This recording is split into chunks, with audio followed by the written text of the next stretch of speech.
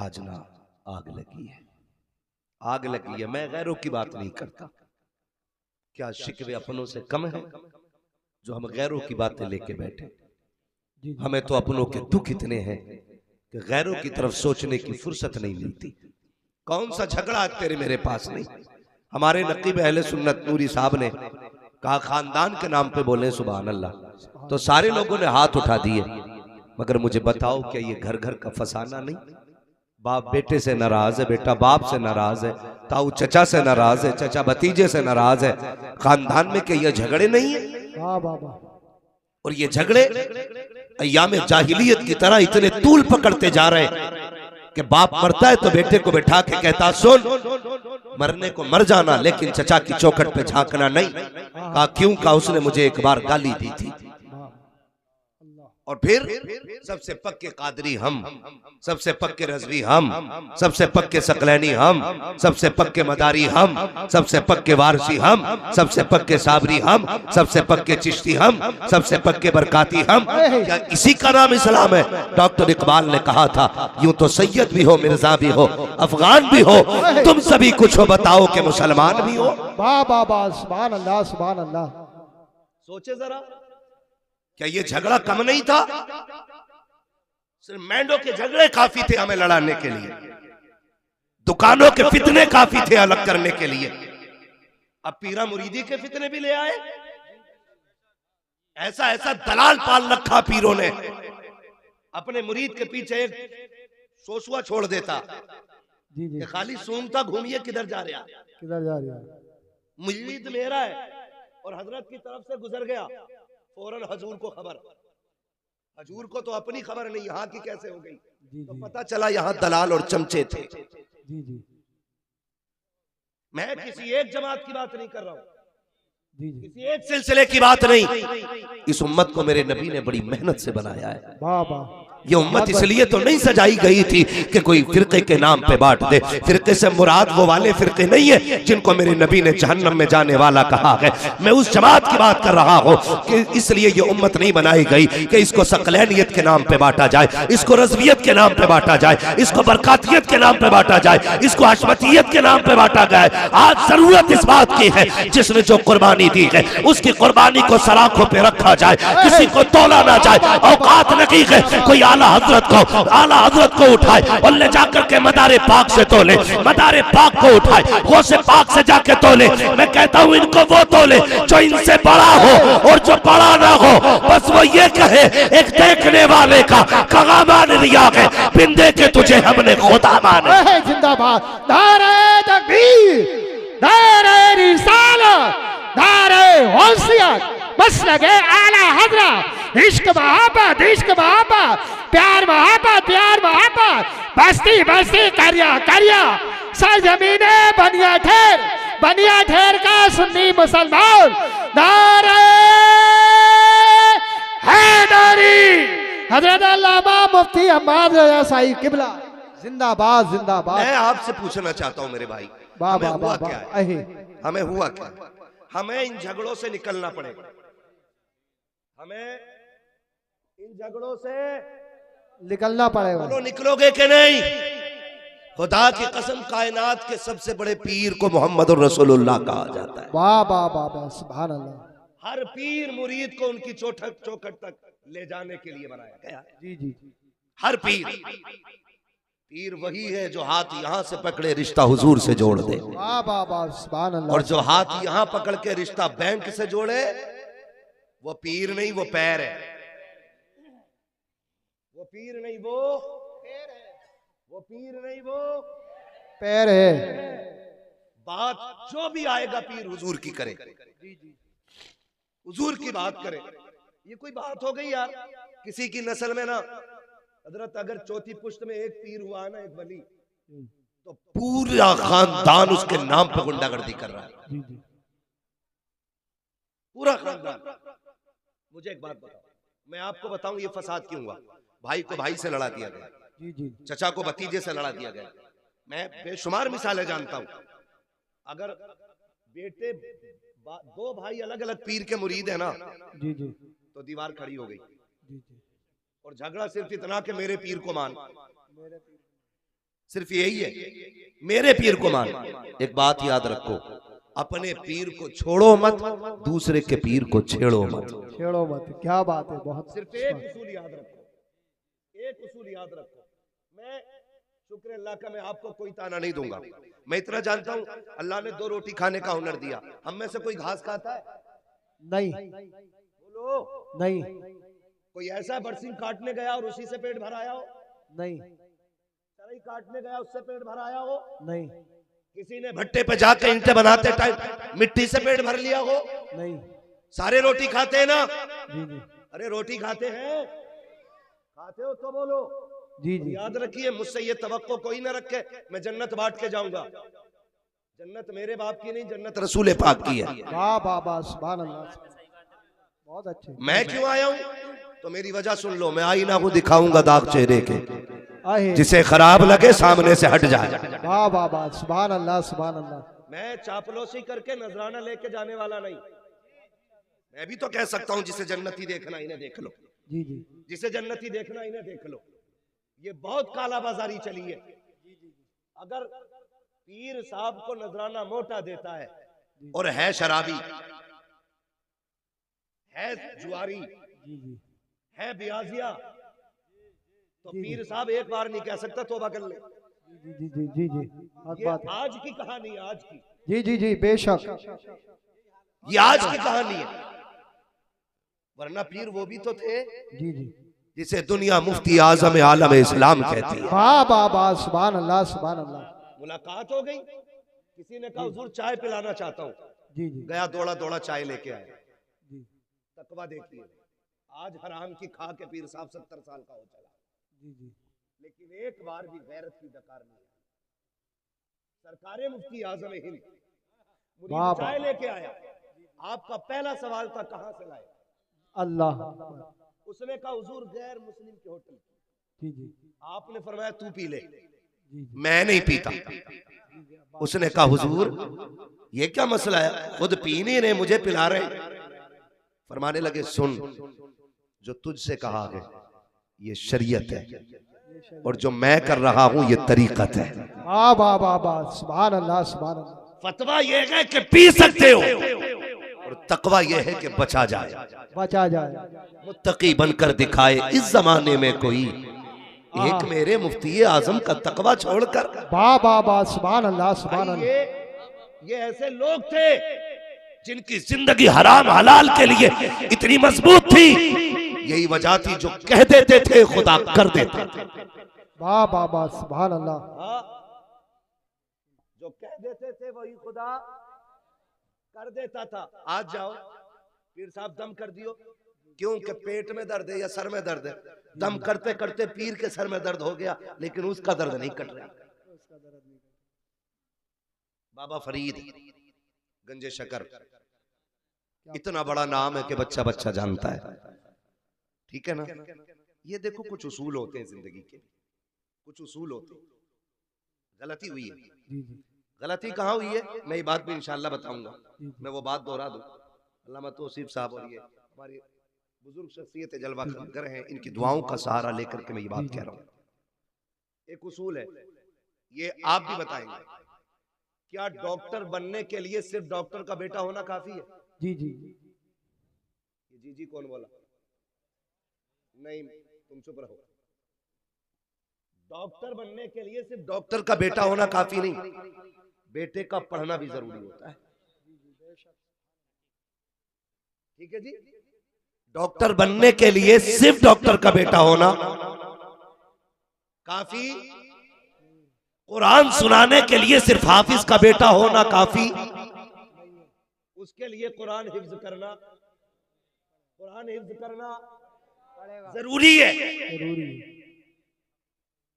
Master का बेटा बनने के लिए, सॉरी मास्टर बनने के लिए सिर्फ मास्टर का बेटा होना काफी, पढ़ना जरूरी है।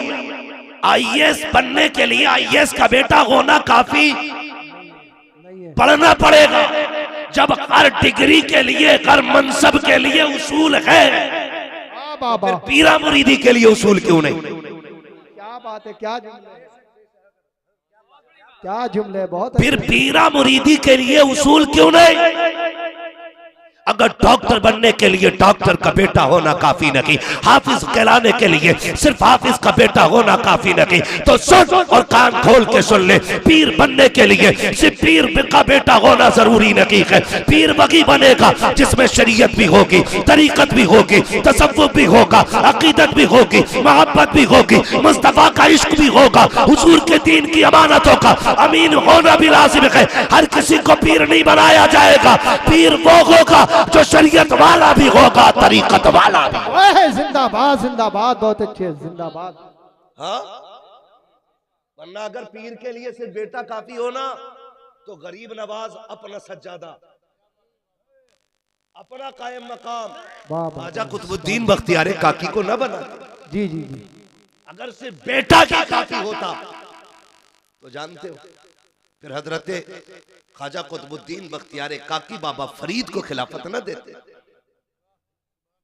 ये पढ़े आप, अहलों को खिलाफत दी गई है, ना अहलों को नहीं। जी जी। और जब ये खिलाफत का मनसब जाहिलों पे पहुंचा तो फिर लड़ाइयां हुई, फिर झगड़े हुए, फिर बंदों को खुदा तक पहुंचाने का काम खत्म, खुद तक पहुंचाने का काम शुरू। वाह वाह वाह, सुभान अल्लाह सुभान अल्लाह। खुद तक काम पहुंचाने का काम शुरू।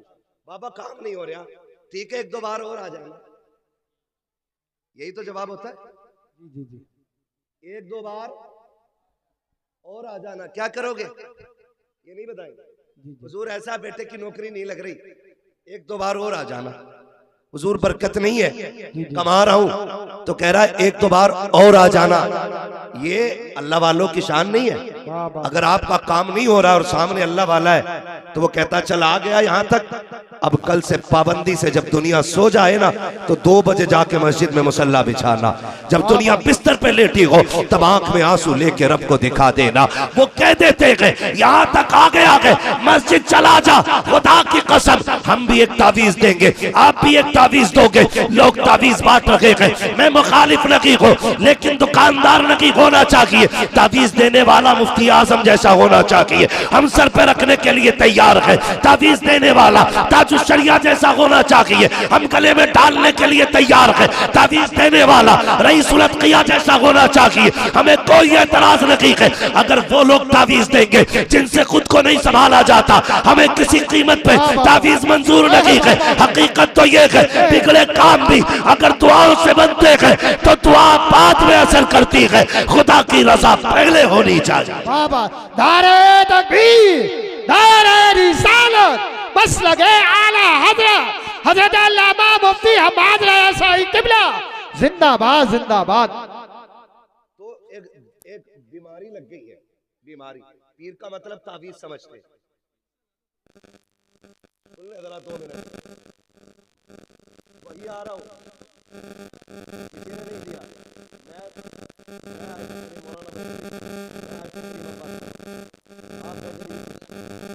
एक मिनट, मैंने आपको बात कर रहा हूँ, आप ये कह रहे मौजूद पे बात करें, ये अखलाक नहीं है, ये झगड़े अखलाक नहीं है, ये झगड़े अखलाकियात में नहीं है। मेरे भाई मौलाना चुप रहिए, आप कल तकरीर करना, मुझे बुलाया मैं बोलने आया। आप मेरी बात कान खोल के सुने, किसी के कहने में आके इख्तिलाफ पैदा ना करें। मेरे हुजूर ने क्या फरमाया? हुजूर ने फरमाया कि तुम्हें एक रस्सी से जोड़ा गया, और एक बात याद रखिए, हमारा आपका सिर्फ एक रिश्ता है जो ला इलाहा इल्लल्लाह की रस्सी से जुड़ा है।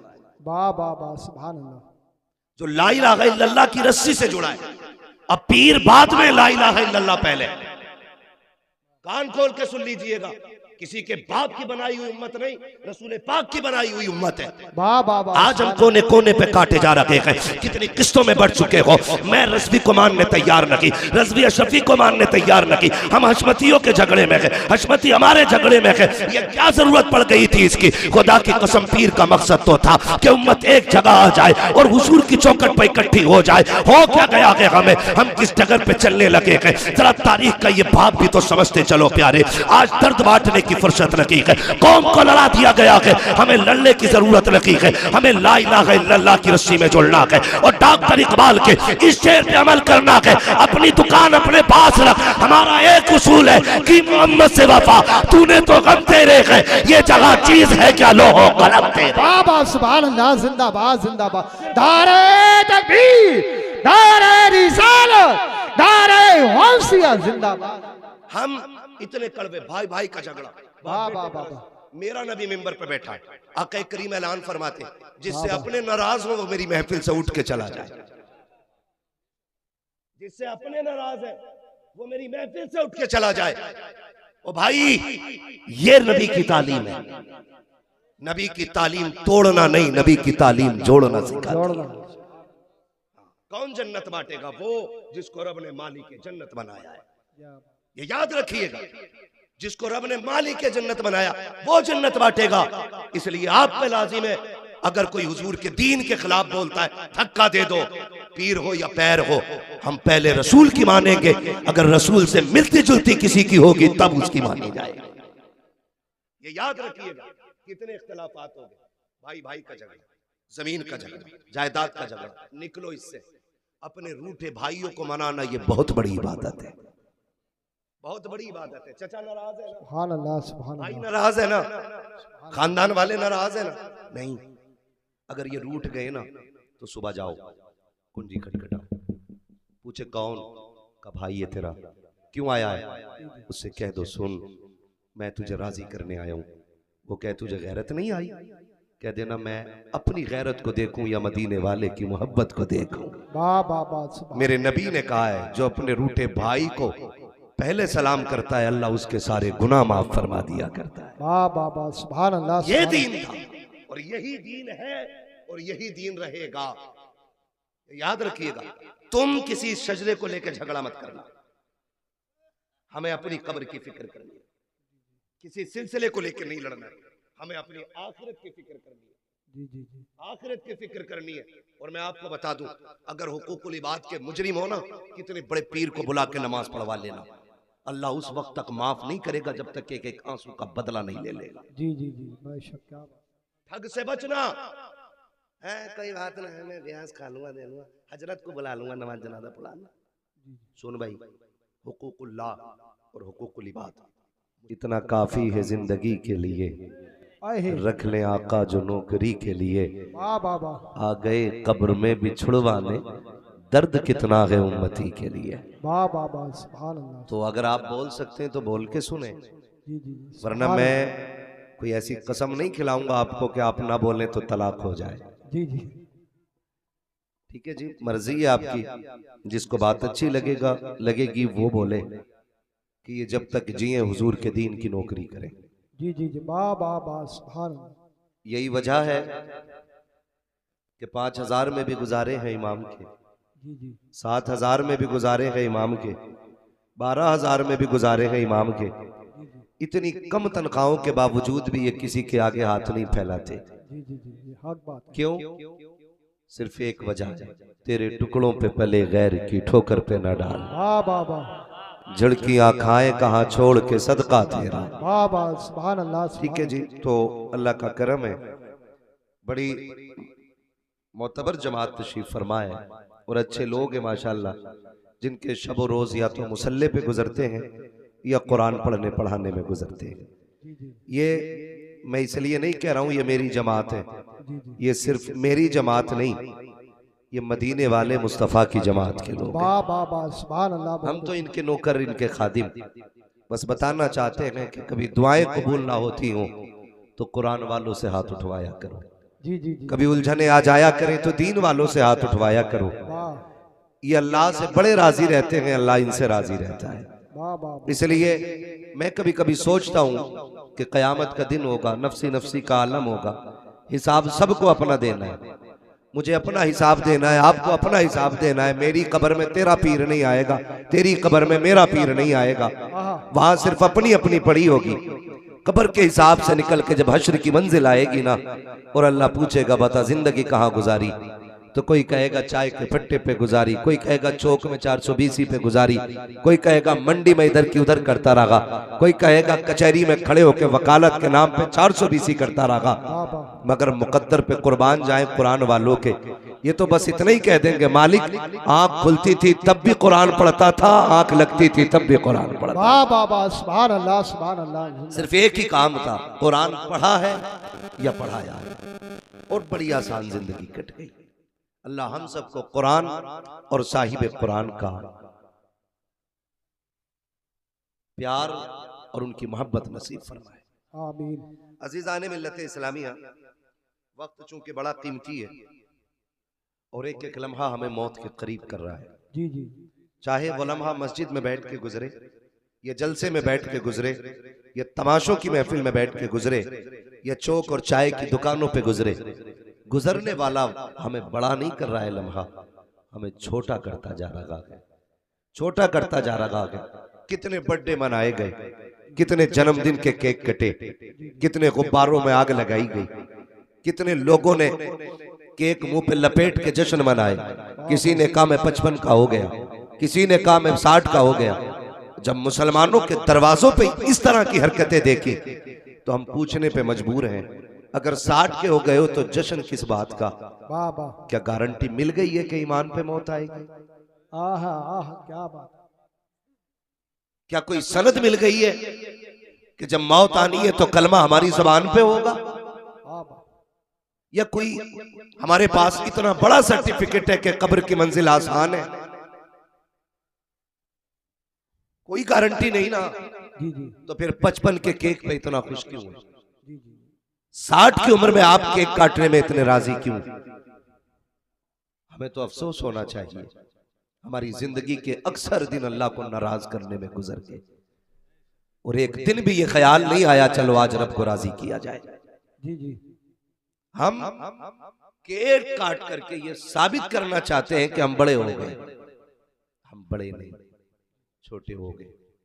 इतने छोटे हो गए, पहली लकीर हमारी 60 साल की थी, अब 59 उम्र आ गई है, 1 साल की लकीर बची है। जी जी, बताओ अब सांसें कितनी रह गई, उम्र कितनी रह गई?